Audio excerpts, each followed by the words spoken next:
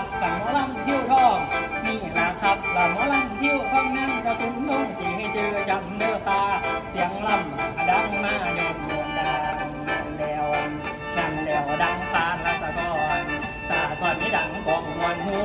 พวกกอดตู่แม่นตู่มานั่งฟังก่อนบาเด็ดเด่นนอจังมาตอนผ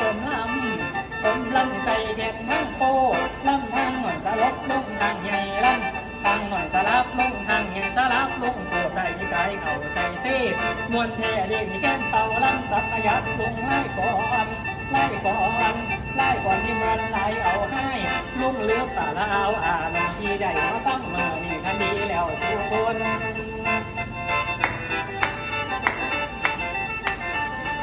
สุดยอด